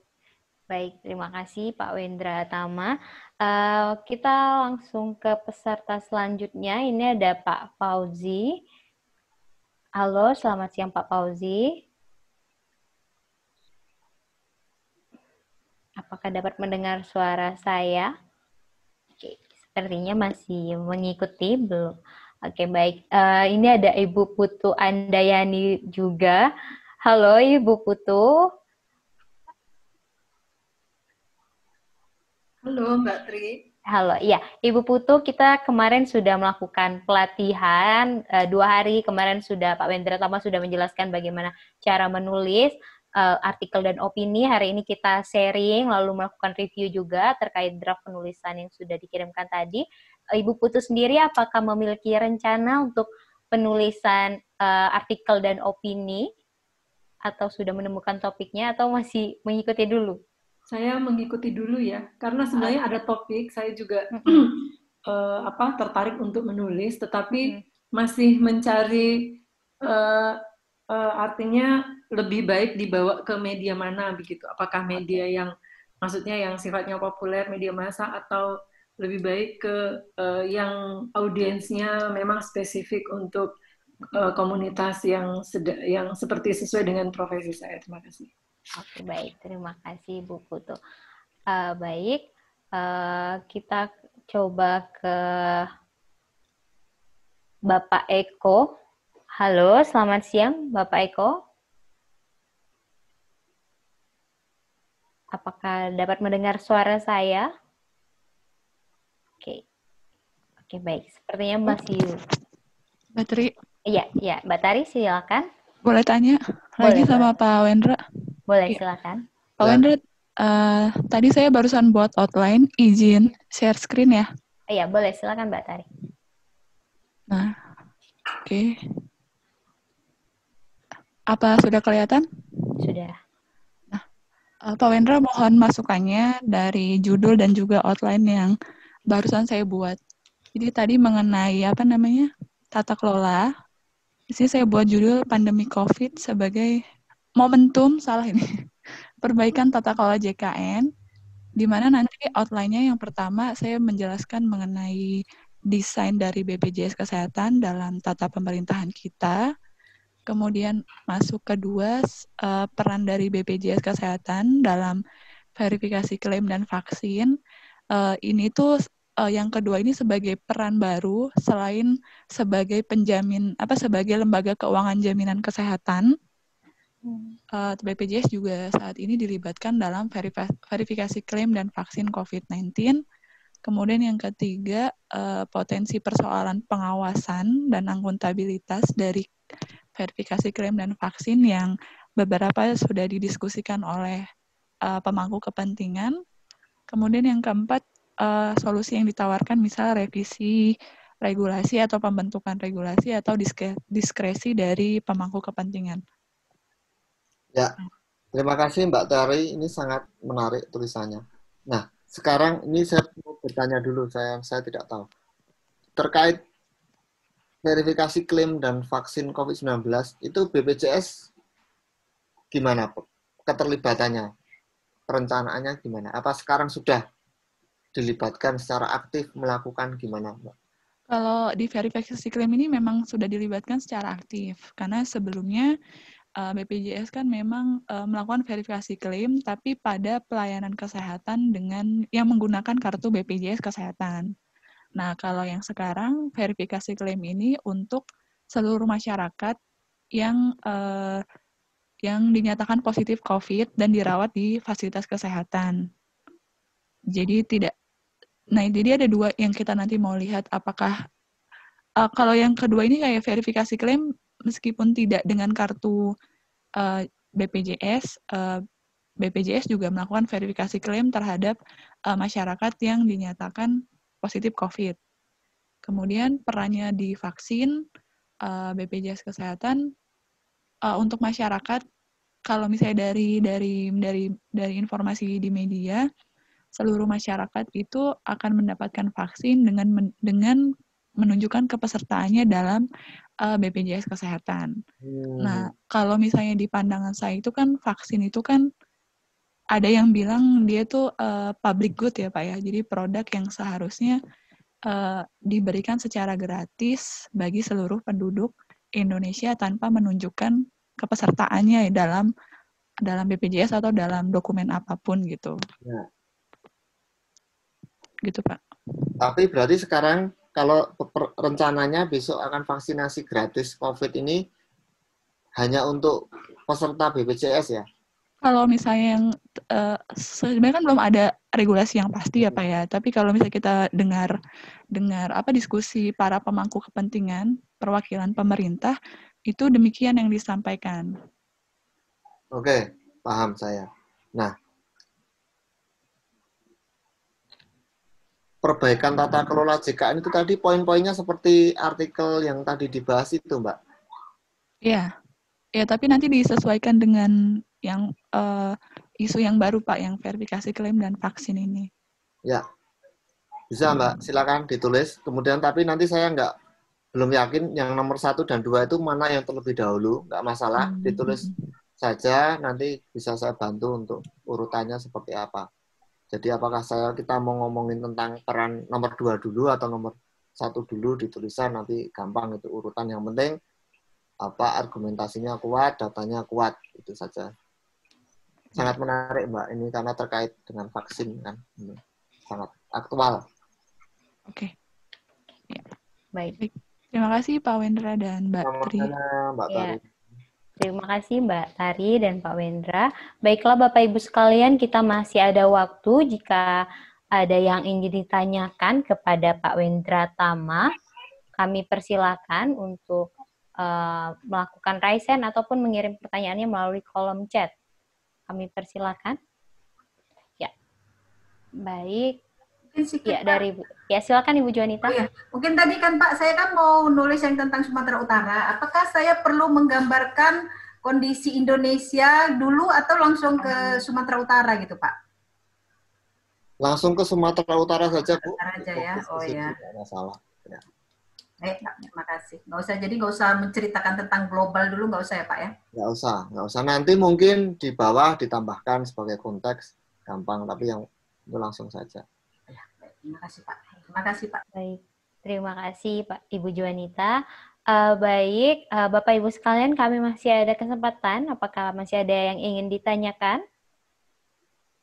Atau tadi sempat seperti Mbak Tari juga langsung membuat poin-poin untuk penulisannya? Oke, jika belum mungkin saya mau bertanya Pak Wendra Tama, ini pertanyaan dari minggu lalu yang belum sempat kemarin kita diskusikan bersama. Jadi ada peserta waktu itu menanyakan mengenai menulis artikel untuk di media massa dan di Medium, Pak. Jadi laman Medium yang sering kali kita gunakan untuk menulis beberapa opini juga kadang. Nah, itu menurut Pak Wendra Tama bagaimana mengenai penulisan di Medium dan di media massa? Apakah itu di Medium juga pesan yang kita sampaikan akan juga didengar lebih luas atau bagaimana, Pak? Ya, terima kasih pertanyaan yang menarik. Jadi saya lihat, saya amati Medium itu memang sebuah platform yang populer ya, dia sangat populer. Tapi kalau saya bandingkan,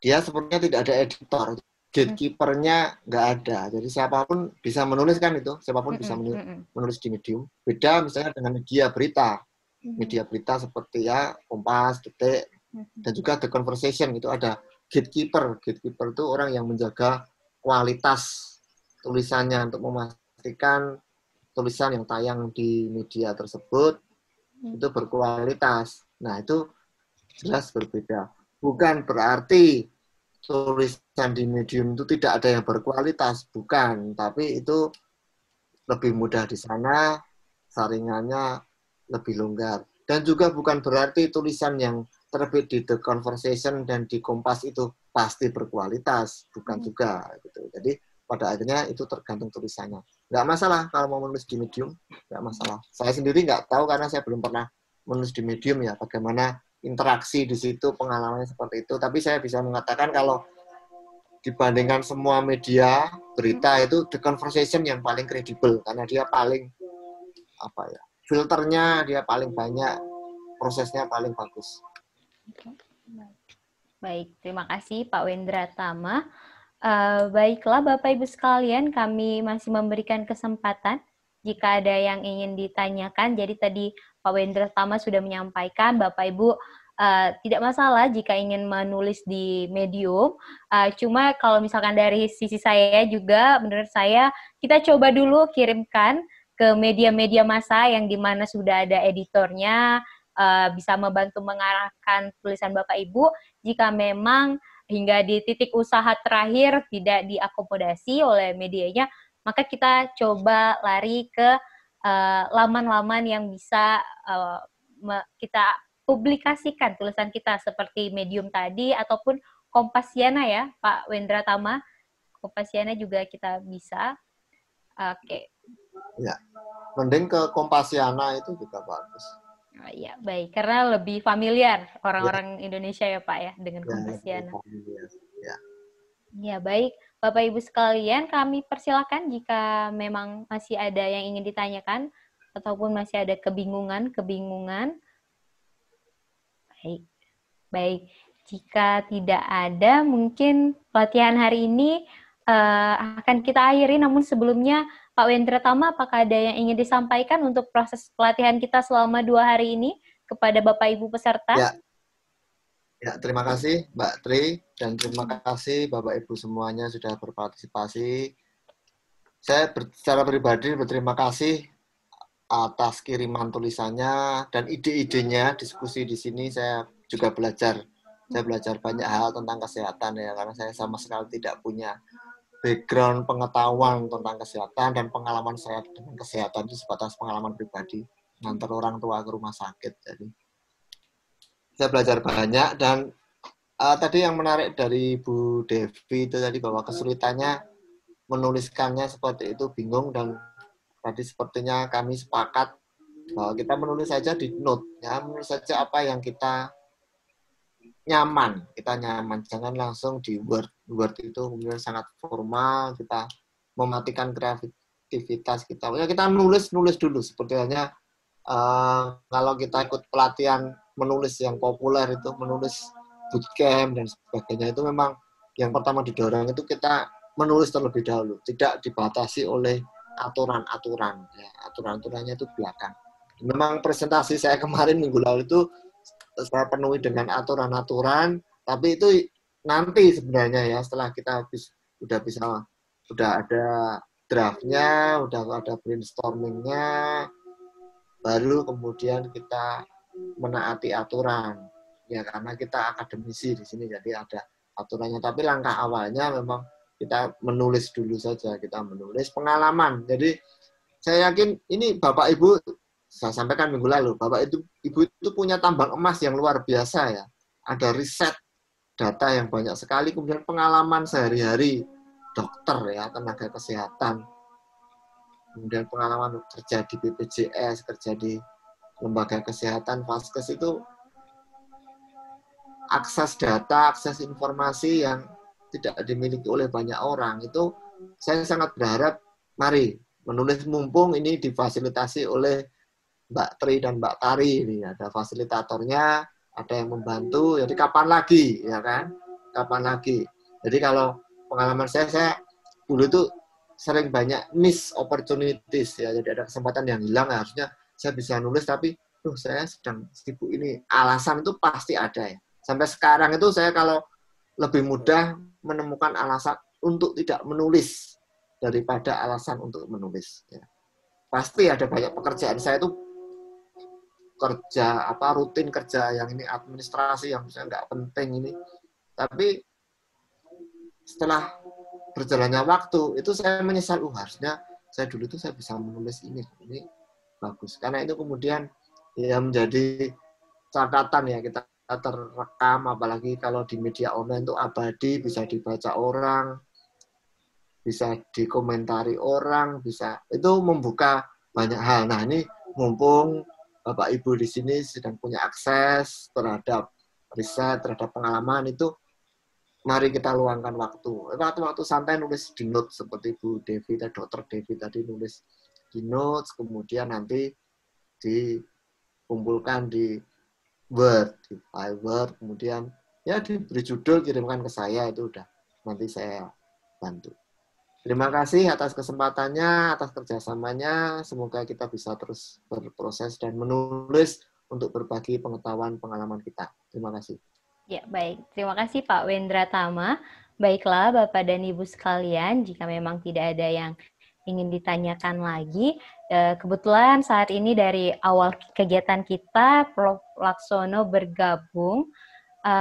Mungkin untuk menutup kegiatan hari ini, apakah Prof. Laksono ada yang ingin disampaikan? Ya. Oke, sepertinya sedang ada kegiatan lainnya. Baik, Bapak Ibu sekalian, saya ucapkan terima kasih atas partisipasinya selama 2 pertemuan dari pelatihan menulis artikel dan opini ini dari Forum Strategi Advokasi.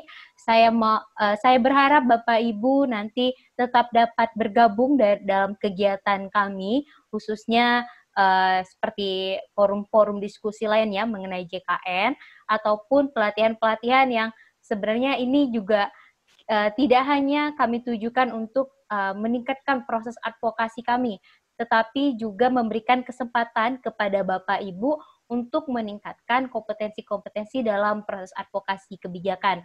Terlepas itu advokasi kebijakannya ini nanti mengenai JKN maupun mengenai isu-isu kesehatan lainnya. Kami membuka ruang itu, kami persilakan jika memang Bapak Ibu nanti bersedia bergabung.